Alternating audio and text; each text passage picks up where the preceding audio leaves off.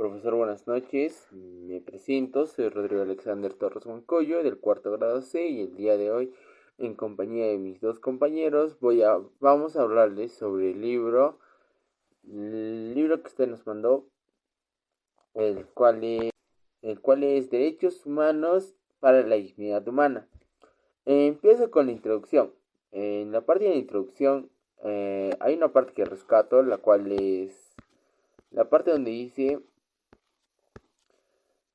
nadie debería pasar hambre, carecer de vivienda o de agua limpia y saneamiento para padecer exclusión social o económica, ni vivir sin acceso a servicios básicos de salud y educación. Yo creo que con esto el libro ya nos empieza a hablar sobre algunos derechos que nosotros deberíamos haber tenido desde que nacemos y no pasar ese sufrimiento en nuestro desarrollo. También nos dice que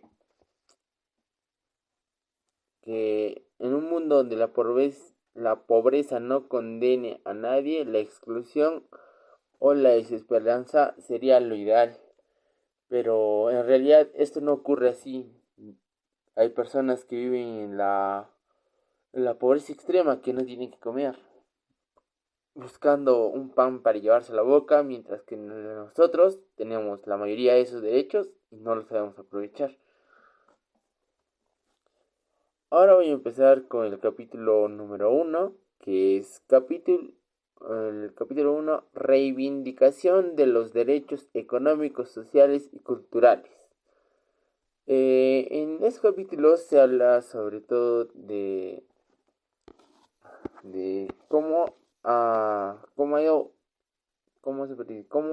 evolucionando los derechos con el tiempo.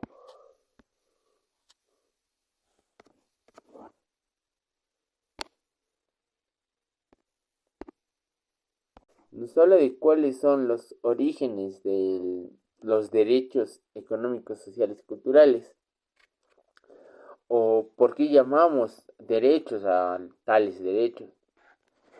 También nos habla de cómo la Guerra Fría que hubo hace un siglo pasado tuvo que retrasar esto de una manera, ¿cómo se dice? No es una manera ligera, de una manera considerable los derechos humanos, y a veces violando algunos de estos derechos, ya que se empezaban a obviar el derecho a la vida, a la salud o al libre comercio, porque la guerra poco a poco acaba con las personas, matándolas y quitándoles la vida.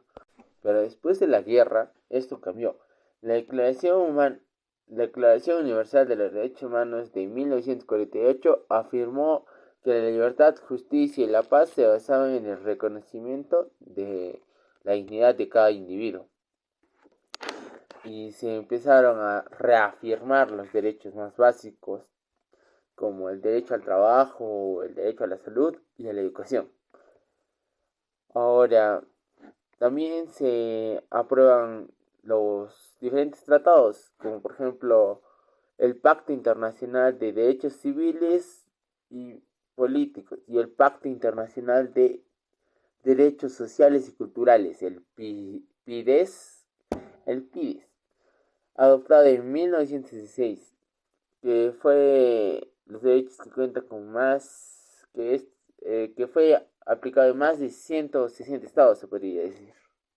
Y ahora en la actualidad aún se siguen enfrentando algunos retos porque se cumplan los derechos humanos, pero a pesar de esto no es tan fácil lograr su cometido. O sea, siempre hay algunos lugares a los que no se puede llegar con total rapidez, por algunos, no todos siempre van a copiar la letra, algunos le entienden, otros no, y eso es algo difícil que aún se sigue viviendo en la actualidad. Ahora voy a continuar hablándoles del capítulo 2, los derechos económicos, sociales y culturales. En este capítulo yo, a lo que he entendido más, se habla sobre las diferencias que existen entre todos los derechos que hay. Por ejemplo, en los derechos culturales nos habla de que proteger la cultura es de cada pueblo, o sea, la protección de sus costumbres y antigüedades. En cambio, el derecho a una alimentación adecuada ya es algo diferente, o sea, son las pequeñas diferencias que existen entre los diferentes tipos de derechos. En el derecho a una alimentación adecuada nos habla sobre la comida suficiente, o sea, los alimentos y cómo los consumimos. En el siguiente es derecho a una vivienda adecuada, acá nos habla, ya no nos habla de comida ni de cultura, sino nos habla de cómo debemos de vivir, se podría decir, vivir en un techo con seguridad y servicios básicos y que estemos en un entorno saludable. Ese es un vivienda adecuada. Ahora, siguiendo el proceso, nos habla de derecho a la educación. El derecho a la educación nos habla de que debe ser gratuito y de calidad, cosa que en el Perú es algo difícil de ver, ya que el Perú es uno de los países de América que tiene una de las peores educaciones de todo el mundo. No es por mentir, pero es así. El Perú le invierte menos tiempo a la educación y más tiempo al trabajo, se puede decir, o a la explotación, ya que confía más en la explotación de los minerales que en el futuro del país, en los pequeños jóvenes como somos nosotros el colegio. Y los únicos que se ven beneficiados a esto son los que tienen educación a escuelas particulares o privadas, quienes pagan una cierta cantidad de dinero para poder tener la mejor educación que nosotros, pero no es la mejor, sigue siendo una educación básica, se podría decir.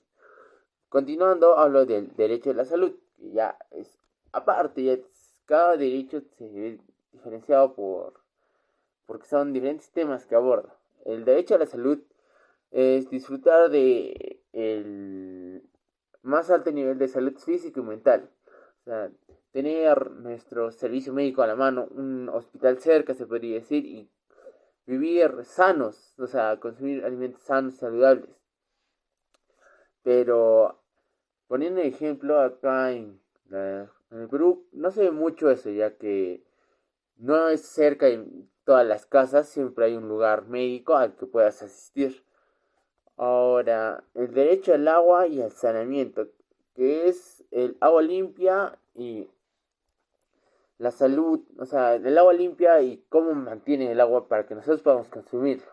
Ahora, sigo con el derecho al trabajo y derecho en el trabajo. Nos habla de que todas las personas tienen derecho a trabajar con condiciones de seguridad, un salario justo y sin que se les discrimine, sin ser maltratados ni explotados. Todos deben ser tratados por igual. Nadie debe tener ninguna preferencia. Y por último, el derecho a un recurso efectivo. Si un derecho es, ¿cómo se dice? Es corrompido, violado, el Estado debe ofrecer algún castigo ante la justicia para que pueda reparar o corregir su error. Creo que esto es todo del capítulo 2 porque nos habla solamente de cuáles son las diferencias entre los distintos tipos de derechos que existen. Ahora voy a empezar a hablar del capítulo 3, obligaciones previstas por el derecho internacional. Uh, en este título ya podemos decir que esta parte nos va a hablar sobre el derecho no solamente de un país, sino a nivel global, se podría decir, dentro de todos los países. Y nos dice, por primero nos dice, los derechos nosotros tenemos el deber de respetar, proteger y realizar los derechos. Nosotros tenemos que hacer cumplir esas cosas, no solamente decir, yo tengo derechos, no. Tenemos que cumplir esas tres cosas para que pueda ser una sociedad más equilibrada, se puede decir, o así es como yo lo entiendo. 1. Respetar, no interferir en el ejercicio de un derecho. O sea, si es que alguien incumplió la ley o hay un derecho que se debe cumplir, digamos, en el trabajo, como alguna, ¿cómo se puede explicar? Alguna fiscalización o algo, o algún chequeo de alguna persona, si es que es extranjero o no, se debe respetar. No debemos interferir en el trabajo de las autoridades. Proteger. Garantiza que otros no interfieran, principalmente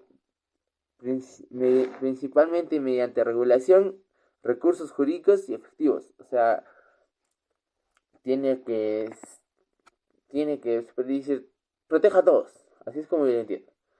O sea, proteja tanto a personas particulares, pobres, a todos, sin distinción. Y realizar o hacer realidad, promover derechos, facilitar acceso a los derechos y asegurar el ejercicio de los derechos a quienes no pueden ejercerlos por sí solos. O sea, se trataría de aplicar a todos los derechos por igual. Sí o sí, todos tienen que cumplir los derechos al pie de la letra, tienen que respetarse tal y como para una persona normal. Tenga discapacidad, sea niño, grande, abuelo. Igual tiene que respetar. Sigo con obligaciones inmediatas y efectividad. En esta parte nos habla sobre cómo nosotros debemos estar comprometidos a cumplir las leyes de manera casi inmediata y debemos eliminar la discriminación. Sí o sí, o sea, tratar de tratarnos a todos por igual. O sea, siempre tratar de evolucionar. O sea, no quedamos como en la antigüedad siendo racistas o tratando mal a las personas. Siempre decir, no, no, no. O sea, tratar de oponerse a las costumbres antiguas de que negros y blancos no deben hablarse o españoles, aymares, quechuas, no. Todos por igual. Ahora sigo con obligaciones más allá de las fronteras. Los en este capítulo nos habla de que los estados también tienen responsabilidades internacionales. Esto significa que sus acciones, incluso fuera del territorio, no deben violar derechos humanos en otros países. O sea, esté fuera o dentro del país, igual tienen que cumplir los derechos humanos de las personas, porque todos somos iguales. En conclusión, yo entiendo que todos debemos ser tratados por igual, y para ser tratados como igual, debemos respetarnos a nosotros, respetar nuestros derechos y respetar a los demás como si quisiéramos ser respetados. Eso es todo, le doy paso a mi compañero. Profesor, buenas tardes. Mi nombre es Johan Alex Bachavilca. Voy a continuar con el capítulo número 4, que es la identificación de las violaciones de los derechos económicos, sociales y culturales. En esta parte del libro explica cómo reconocer cuando un derecho económico, social o cultural